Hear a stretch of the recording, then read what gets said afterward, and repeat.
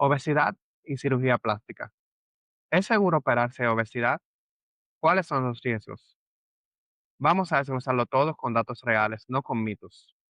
Porque la obesidad no es solo un asunto de peso, impacta la salud y los resultados de la cirugía. Según la OMS, más de 1.000 millones de adultos en todo el mundo sufren de obesidad y eso aumenta los riesgos en toda cirugía estética. Así que acompáñame en este nuevo episodio de Plástica Pura para que hablemos de obesidad en cirugía plástica.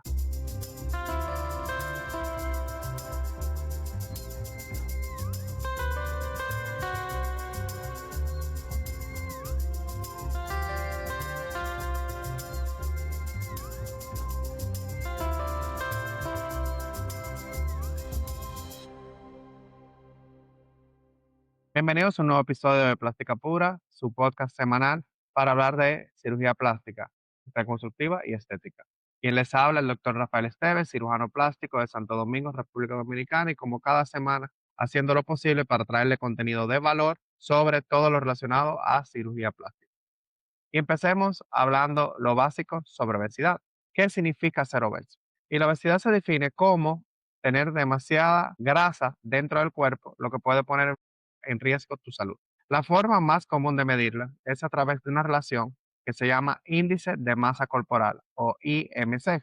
Y esta es una relación que es simple, donde nosotros dividimos lo que es el peso en kilos del paciente entre la altura en metros del paciente al cuadrado. En el caso nuestro, en República Dominicana, seguimos un sistema parecido al americano, donde medimos el peso en libras y la estatura en pies y en pulgadas. Habría que hacer la conversión primero de estas medidas a kilos y a centímetros para poder obtener el resultado. Entonces, ¿por qué es importante esta mediación del índice de masa corporal? Bueno, porque dos personas distintas, como pueden ver en la imagen, pueden tener el mismo peso, pero no la misma configuración corporal. Por ejemplo, un paciente que tenga 170 libras con 5 pies no es lo mismo que tener 170 libras con 6 pies. Este paciente con 6 pies será mucho más delgado y por tal razón su índice de masa corporal será mucho menor que el de 5 pies. Entonces, de ahí la importancia de uno hacer el cálculo. Sabemos que el índice de masa corporal no es una medida exacta, tiene sus deficiencias, pero es sin duda mucho mejor que tomar solamente el peso. Muchos pacientes me dicen, doctor, yo peso X y esperan que con el peso uno pueda tomar una decisión. Realmente ese peso sin la estatura, a mí como cirujano plástico, me aporta poco. Tenemos que el índice de masa corporal se clasifica en 5 categorías, dependiendo el valor que aporte. Entonces, tenemos personas con un índice de masa corporal menor a 18,5, que se considera un paciente bajo peso. El estado normal va de 18,5 a 24,9 de índice de masa corporal. A partir de 25 y hasta 29,9 se considera la que la persona está sobrepeso.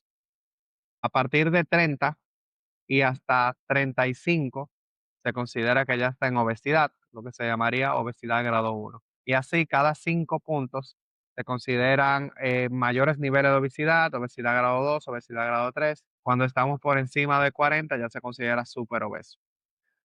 Todos los pacientes que se encuentran en un valor por encima de 35 no califican para plástica estética. Deberían de primero trabajar su peso para poder proceder con la cirugía. Mientras que por debajo de 35, con algunas condiciones y dependiendo del procedimiento que se vaya a hacer, es que uno pudiera trabajar. Como mencionaba, no necesariamente el IMC es una medida perfecta, es muy útil, pero no es infalible, porque no va relacionado a la composición de ese peso. Hay pacientes que son muy musculosos, son muy atléticos y tienen el peso elevado, pero no es a expensas de grasa, sino que son gente atlética y que lo tienen a expensas de músculo, con un muy poco porcentaje de grasa. Entonces, estos pacientes, evidentemente, a pesar de tener el mismo índice de masa corporal, como se ve en esta imagen, tienen una composición corporal muy distinta. Entonces, Cuando nosotros hagamos una medida antropométrica más avanzada, veremos que no solamente es importante relacionar el peso a la estatura, sino la calidad del peso. O sea, que ese peso sea por elementos de mayor calidad, como la parte muscular y menos grasa. Que siempre lo que promovemos es una vida activa, alejados de la vida sedentaria. ¿Qué otras medidas pudieran utilizarse para definir entonces la calidad del paciente? Bueno, tenemos lo que es la circunferencia de la cintura, donde vemos que pacientes con más de 90 centímetros en hombres, más de 80 centímetros en las mujeres, se encuentran en un mayor riesgo de complicaciones. La relación cintura-cadera es una división entre la medida de la cintura con la medida de la cadera. Cuando es mayor a 0,9 o 90 en hombres o mayor a 0,85 en las mujeres, se sugiere obesidad central y sobre todo en las pacientes que están buscando abdominoplastía. Muchas veces se preguntan por qué luego de la cirugía todavía se le ve el abdomen globoso y es porque ese crecimiento del abdomen es a expensa de contenido intraabdominal, o sea, de adentro del abdomen, que por más que uno trabaje a nivel de la grasa subcutánea, seguirá definitivamente globoso porque la grasa está por dentro. Y el porcentaje de grasa corporal que se mide ya con escáneres especiales o si no unos calipers o pinzas que se utilizan en los pliegues de la piel y es mucho más preciso para determinar la grasa visceral. Entonces, ya que sabemos cuál es la obesidad, tenemos que saber que hay límites para proceder con cirugía plástica respecto al índice de masa corporal. Los protocolos de varias sociedades, incluyendo la nuestra, tienen unos topes para proceder con la cirugía. En República Dominicana, el protocolo de liposucción sugiere que la cirugía se haga por debajo de 35. Por encima de 35, el índice de complicaciones es mucho mayor. En el caso nuestro, un poco más, tenemos unos límites un poco más estrictos. Nosotros en abdominoplastía pedimos que sea menor a 34 y si es para liposucción pura, sería menos de 32. Entonces, ya valores por encima de esto, se le sugiere al paciente que pierda peso primero para mejorar el resultado, pero también para darle mayor seguridad. Recordar que ya nosotros hemos hablado sobre los protocolos nacionales de liposucción. En nuestro país tenemos un límite de hasta 5 litros de grasa, pero en pacientes que tienen obesidad, uno debe de disminuir esa cantidad por seguridad para evitar complicaciones. También tenemos el desafío de los pacientes postbariátricos o una pospérdida masiva de pesos, donde uno trata de hacer la cirugía cuando tengamos un índice de masa por debajo de 28 o 30, pero se enfoca de inicio en hacer una reducción de la piel sobrante, no tanto hacer un proceso de liposucción, ya que los pacientes, una gran parte de la grasa ya la quemaron durante su proceso de pérdida de peso, pero también agregarle la liposucción quizás sumaría mucha morbilidad a un paciente que de por sí va a tener cicatrices extensas y va a tener un mayor sangrado probablemente. Tomar en cuenta que cada caso es único, hay que hacer una evaluación exhaustiva, como se piden siempre las evaluaciones prequirúrgicas, y si hay factores de obesidad severa, o sea, mayores de 40, nosotros solemos derivar a los pacientes a cirugía bariátrica antes de considerar cualquier procedimiento de cirugía plástica. Y estos pacientes que se hacen una cirugía bariátrica, nosotros les decimos que luego del procedimiento debe tener 6 meses con un peso estable. Ese peso estable quiere decir que ni suba ni baja más de 5 libras o más de 2,5 kilos para uno proceder con la cirugía y tener la garantía de que uno va a tener un resultado estético que perdure en el tiempo. Los pacientes postbariátricos suelen perder peso constantemente hasta que logran una meseta. Imagínense que nosotros hagamos esa cirugía en un momento, pero luego de la cirugía el paciente sigue perdiendo peso, entonces va a regresar la flacidez y en cierta forma se perdió el resultado estético. Entonces, por eso nosotros recomendamos que el paciente tenga un peso estable por 6 meses sin subir o bajar más de 5 libras. Pacientes con valores entre 35 y 40, en ocasiones lo derivamos a un endocrinólogo o un nutricionista para ver si con tratamiento medicamentoso y nutricional se logra controlar el peso sin tener que recurrir a cirugía. Si no, va a necesitar de cirugía bariátrica también como una alternativa. Entonces, pasemos a hablar sobre las complicaciones. ¿Qué pasa si se opera con obesidad? ¿Cuáles son los riesgos? Tomar en cuenta que la obesidad aumenta todo tipo de complicaciones en cirugía plástica. No es que sea imposible, pero hay más probabilidades de problemas. Los principales problemas que tenemos, la infección. La grasa dificulta la cicatrización y aumenta la infección de las heridas hasta 3 veces comparado con un paciente no obeso. Por esa misma razón tenemos también problemas de cicatrización como dehiscencia, o sea que las heridas se abran, o seromas debido a que hay que hacer una cirugía más extensa y como hablamos en el episodio anterior, los seromas se producen por la presencia de espacio muerto, que el cuerpo no acepta espacio muerto y lo llena de líquido inflamatorio.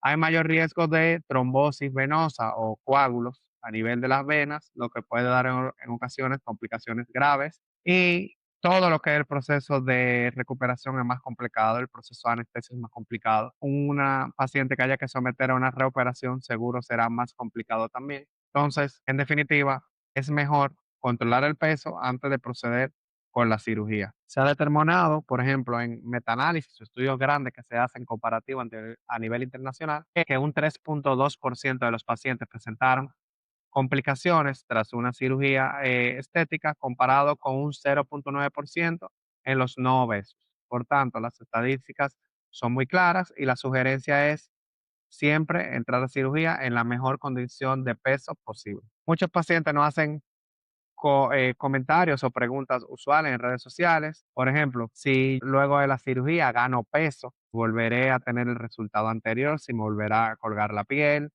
si eso es culpa de la cirugía o no. Hay que tomar en cuenta que el paciente que se somete a una cirugía estética debe de tener un grado de responsabilidad. Saber que la cirugía plástica es el comienzo y no el fin del proceso de transformación corporal. La cirugía te da un empujón, pero es tu responsabilidad como paciente hacer lo necesario para mantener tus resultados. Eso implica una dieta balanceada, eso significa una vida activa, es decirle adiós al sedentarismo y en definitiva eso es lo que va a ayudar a que los resultados se mantengan. Muchos pacientes con obesidad vienen preguntando por liposucción o si en caso de obesidad se hacen una cirugía bariátrica. Cuando tratamos el tema de liposucción, dejamos claro que la liposucción no es un procedimiento para perder peso, es un procedimiento para tratar grasa localizada y ya yo les acabo de decir los criterios personales que yo tengo para dar una liposucción, que tiene que ser como máximo 32 de índice de masa corporal. En ese caso, si estás por encima de ahí, definitivamente si lo que estás considerando es una cirugía de pérdida de peso, la opción es cirugía bariátrica, no es la liposucción. Entonces, por el lado contrario, pacientes dicen que si se hacen una cirugía bariátrica y pierden demasiado peso, entonces van a tener mucha piel sobrante, mucho colgante y el resultado estético será peor. Ahí mi recomendación a los pacientes que si todo se hace como parte de un plan de vida, los resultados no son mágicos ni son al instante, pero si nosotros tenemos un plan de vida donde nosotros ya queremos tener un objetivo final, pues ese primer paso incluye la cirugía bariátrica y cuando perdamos el peso, la cirugía plástica se puede realizar para corregir toda esa piel sobrante. Entonces ahí nosotros adaptamos tu piel a tu nuevo cuerpo y ya tendremos una mejor salud y una mejor imagen a nivel corporal. Entonces, para concluir, nosotros recomendamos a los pacientes que nos preparemos para la cirugía. Si tú no puedes solo, apóyate siempre de un nutriólogo, de un psicólogo, de un endocrinólogo que te ayude a adecuarte o adaptar tu mente a un nuevo peso, un entrenamiento. También es importante si pudieran iniciar un proceso de ejercicio, entrenamiento corporal, porque todo eso va a redundar a que después de la cirugía puedas adaptarte más fácilmente a retomar esa vida activa y seguro entrarás en cirugía en mejores condiciones. La dieta y el ejercicio funcionan en 6 disciplinas, pero en más del 90% de los casos fallan si no hay apoyo. Entonces, eso yo siempre le digo a los pacientes que esa dieta por su cuenta, porque la vi en Instagram, porque me la recomendó una amiga, mucho mejor si tiene un seguimiento profesional, una gente que se asegure de que primero te dé las indicaciones sobre lo que es adecuado para tu cuerpo, pero en segundo lugar te dé el seguimiento de que realmente están cumpliendo la dieta. Y entonces ahí entraríamos a una cirugía plástica en mejores resultados. Es verdad que la cirugía plástica han subido muchísimo. Las estadísticas dicen que incluso más de un 200% en los últimos 8 años, pero debemos de recordar siempre que somos médicos